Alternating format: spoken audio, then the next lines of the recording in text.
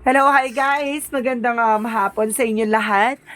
This is Chimbo Masagara Channel, a faith healer, also mata reader. So ngayong hapon na to, tingnan natin ano gusto sabihin sa inyo ng ating mga gabay. This is a monthly gabay for the month of September 2023 for the sign of Aries.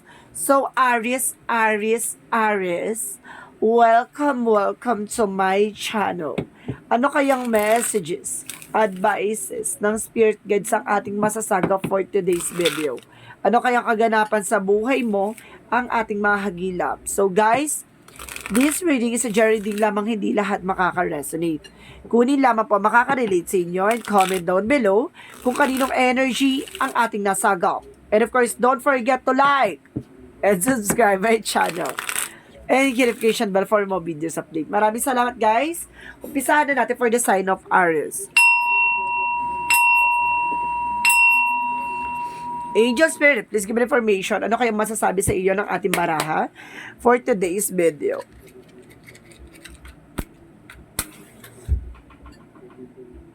Ayan. Para mas pasabog, diba? Oh, there is a page of coin. Oh, manifestation, new fresh ideas. May mga bagay na parang magkakaroon ka ng mga ideas, no? And of course, there is Queen of Swords, information. Oh, kumbaga parang nakikita mo yung there's a visions, no? Yung makikita mo yung bigger picture of yourself. Parang gusto mo ng ganito, in the near future, parang may goals ka na. Magkakaroon ka ng goals dito. And plans. And because there's a Queen of Wands, there's a confident, stability, no? Kumbaga, there's an independent. Napaka-independent itong tao na to. Sinasabi sa'yo dito na kailangan sa lahat ng hamon, sa lahat ng dagok, sinasabi sa'yo dito na kailangan ay focus and relax, no? Ikalma mo yan. When the 9 of coin represent a blossoming abundance. No? Sinasabi dito magkakaroon ka ng confident dito na kaya mong tagumpayan tong bawat eksena na to. There's a 10 of Palace of Swords, no? There's a lot of burden. Lahat na, there's a lot of frustrations. At the same time, there's a 7 of Wands. Protection namin yung sarili mo. Illusion lang daw yan. Yung nagbibigay sa'yo ng stress and depress, no? Kumbaga, illusion lang yan. Because there's the hangman reverse. Ibig sabihin dito, there's a delays. No? Yung delays. Kumbaga, minsan hindi mo pa maisakatuparan kung ano yung mga plano mo kasi kulang pa sa budget o kulang ka pa sa kumbaga, hindi ka makakilos, hindi ka makagalaw kasi kulang pa yung sa financial. What is the Queen of Swords? There's a 2 of Cups. There's a partnership. Unified love. No? Kumbaga, there's a partnership that brings you love life. Magkakaroon ka ng ideas dito. What is the Queen of Wands? There's an Empress card. Ibig sabihin dito, river. No? May mga bagong eksena na sisilang ngayon. Kumbaga, para ka magbubukas ng bagong negosyo o trabaho, mag-a-apply ka, parang magkakaroon ka ng confident na mag-apply ngayon o maggawa ng bagay na alam mong makakatulong sa'yo. Kumbaga, gusto mo nang simulan ngayon na. What is the 9 of coin? The 9 of coin represent the 5 of sword. Okay, self-sabotage. Sinasabi strategy. Okay, thank you. It's a strategy daw, no? Kumbaga sinasabi sa'yo dito na 9 of coin na there's a blossoming abundance. Pero gamitan mo daw ng strategy. Charis. Kung paano mo siya i-manage o paano mo siya uumpisahan. And because there's a palace sword and the strength card, lakasan mo ang loob mo. Ganun talaga, may mga pinagdadaanan tayo sa buhay na minsan na nakakababa na ng loob o parang nakakapanghina na ng loob. Pero, no? Laban pa din. What is the 7 of Wands? There is a devil card. Oh, protectionan mo rin yung sarili mo dito sa, diba I told you, illusions or mga devil energy na pupasok sa isip mo na negativity. No? What is the page of coin? And of course, the hangman reverse. Get more information. There is a Nine of Sword. Oh, stress. sleepless nights. Kumbaga, feeling mo lutang ka, hindi ka makatulog sa gabi. Kasi marami kang iniisip na plano. Iwasan mo yung nag-overthink. What is the Queen of Swords and the Two of Cups? There is a Two of Coin. Being balanced. Kailangan mo maging balance, physical, emotional, love, life, and career. Being a balance. Kailangan mo maging balance. What is the Queen of Wands and the Empress card? There is a judgment. Oh, wake up call. This is a moment. Kasi sabi sa dito na, kailangan mo ng kumilos gumalaw. Hindi na pwedeng pautulog-tulog na. No? Kumbaga, wake up call na sa ito na tumatanda ka na. Nagkakaedad ka na, you need to do something new. No? Kumbaga, bigyan mo ng pagbabago ang buhay mo. What is the Nine of Coin and the Five of Swords? Okay, there is a Two of Wands. Oh, there's a 222 Angel's number. Sinasabi sa'yo dito, there's a two path, no? There's a decision. Kailangan mo mag-decision dito. Strategy. Ilalet go mo yung mga bagay na hindi makakatulong sa'yo, hindi nagsiserve sa'yo, o kailangan mo nang mag-moving forward. No? What is the Pan of Sword and the Eight of Strength card?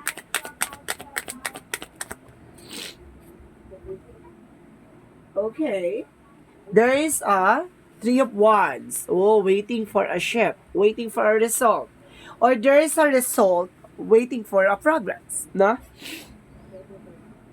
Kumbaga, there's a process and progress na dito. Nakasama na yung loob mo. Kalma-kalma ka. Hintayin mo on yung right time. What is the Seven of Wands and the Devil card? Okay, there's a King of Cups. There's a devoted and supportive person. And of course, the Six of Wands. There's a victory. Wow! Mapagtatagumpayan mo to, no? Kumbaga, there is a person na kumbaga may naiinggit sa inyo, no? May naiinggit at gumagawa ng hindi maganda. Protectionan mo ang sarili mo. Even doon sa love life mo, naiinggit sa person mo. Ginagawan to ng eksena, no? Ginagawa ng gayuma. It's either gayuma or black magic involved para maputula kayo ng eksena. Pero suddenly, there's a victory and success for you, the two of you. Kung big sabihin na magtatagumpay kayong dalawa, no? Ang the devil na to, detoxify. Charis, kailangan mo siyang alisin, no? Dumihin, at itapon. So, what is additional messages for this outcome? For the outcome, angel spirit, there's a Seven of Cups. There's a lot of opportunities, options, multiple priorities. And of course, sinasabi dito, there is a Emperor. Be mature enough. Be grounded. Be supported. No? Sinasabi dito by the Seven of Swords. Get more information. There's a cheating lying on you. Pero kailangan mong protectionin yung sarili mo and yung grounds mo. No? Kumbaga sinasabi sa'yo dito, maraming tao na iingit sa'yo. Babae. No? May babae ako nakikita dito na naiinggit, no? Gusto sirain yung career or love life mo. Mag-ingat. Merong nakakapasok sa hanay mo. Okay, get my information about this love oracle card. About this love oracle card, get my information. Kisses. Oh, unconditional loving, caring, affections, and of course, dragonfly. Now, there is the adapt and changes and heal. And there's a date, no? Some of you, if you were single, there's a date meeting. Wow. Someone new. May bago. Kabog. So, what is Archangel Michael messages? Wait lang guys ha. Inabla ko ng water.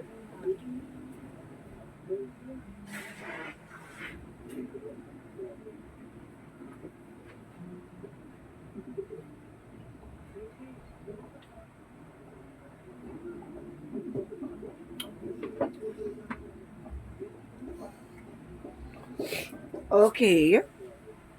There's person magkakaroon ka ng meeting or conversation. What is Archangel Michael messages? Okay. Your home is protected by angel. Pinaproteksyonan daw yung tahanan mo ng ating mga anghel.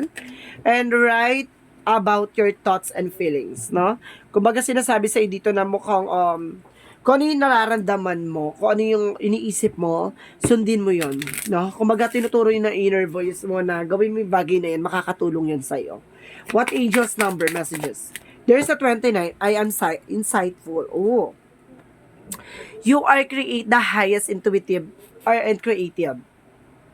Your mind thinks in the pictures and you see to draw information and ideas from out of the sky, a powerful drive to know the oneness of all things. Ibig sabihin dito, may mga pasilip sa'yo. May mga bagay na ipapakita sa'yo na may mga bagay na magagawa mo. At of course, yung may isa sa katuparan mo. Kumbaga, parang ano yan parang nagdo-drawing ka ng isang bagay, no? Kaya mong bigyan ng kulay. Ganun siya, ha? Kumbaga, at the end of the time, yung mga bagay na gusto mong gawin, may isa sa katuparan mo in the near future, no? Go to the flow, and of course, mag-focus ka at kumalma ka. What is the energy?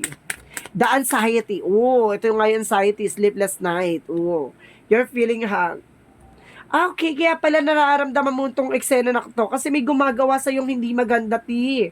There's a negative energy, the devil card, the 9 of swords, parang nire-recognize sa akin dito na parang ginagawa kang lutang, some of nowhere, nagigising ka talaga out of nowhere ng madaling araw. And of course, para kang lutang, na para kang balisa, nai-stress ka. Or cross-watcher, if you are cross-watcher then, at the same time, ganyan din ang nararamdaman mo. Or yung person mo, baka ito yung nararamdaman ng person mo. Okay. Sinasabi sa'yo dito na may gumagawa sa inyo ng negative energy or black magic involved. Gayuma. No? And of course, there is an age of balance. Kailangan mo maging balance and patient. No? The right time. Divine timing. Kailangan mo na mahabang pasensya dito. And of course, door to the spirit. Binubuksan ng pintuan para sa inyo. Para sa parang spiritual activation to para malaman mo yung mga bagay-bagay na nasa paligid mo, na there's something wrong, there's something behind the scene or the behind your background or behind your environment, kasi there's something wrong talaga, may gumagawa talaga dito ng hindi maganda. And there's a full moon culmination. Okay, there is a new waning moon, introspection and self-inventory. And of course, there is a food, nourish, and relationship. Ibig sabihin dito na mukhang magkakaroon ka ng good health. Or kailangan mo ng masusustansya pagkain for your health. For chakra, and there's an enlightenment. Bibigyan ka ng kaliwanagan dito. Bibigyan ng kasagutan yung mga katanungan mo. Bakit ganito? Bakit binararamdaman ako ganito? Bakit hindi ako makatulog? Bakit parang balisa ako? Parang lutang ako? Parang minsan madalas ako nakakalimot na, something ganon. And of course, sinasabi dito, there's a creation. Ibig sabihin dito, may gumagawa ng hindi maganda sa'yo. And there's a destiny. Ibig sabihin dito, nakatadhana talaga mangyari yan. Nakatadhana para malaman mo. Kasi, matagal na itong ginagawa sa inyo. So, what is the Jesus loving quotes? What is the Jesus loving quotes? Okay, give and shall be given to you. Ibigay mo. Ipagkakaloob sa iyo ni God kung ano man ang nararapat sa iyo. Now, what is the messages of life? Okay, beyond. What is beyond? Today, I leave my consciousness above all worldly illusions. I remember the power I have in every situation. I always have a confidence in how I respond today. I choose to turn my thoughts towards God by confusing my awareness beyond by focusing my awareness beyond my limitation and illusions of the material world. I experience simplicity and peace. Ibig sabihin talaga dito, may gumagawa talaga sa hindi maganda. Dito may pumapasok sa akin dito na, di ba kanina sinasabi ko dito, parang illusion mo lang. Yung pala, ginagawan ka ng illusion, no? Kumbaga, there's there's an overthinking, no? Negativity. Yun yung pinapasok sa isip mo, yung mag-overthink ka, mag-being paranoid. There's, kumbaga, para mawala ka sa focus. Ito yung sinasabi dito, additional ko lang ha. Ito yung inaano dito na kailangan mo proteksyonin yung sarili mo o yung grounds mo. So, this is a monthly gabay for the month of September 2023 for the sign of Aries. Maraming salamat guys and see you in the next video. Bye-bye and babush!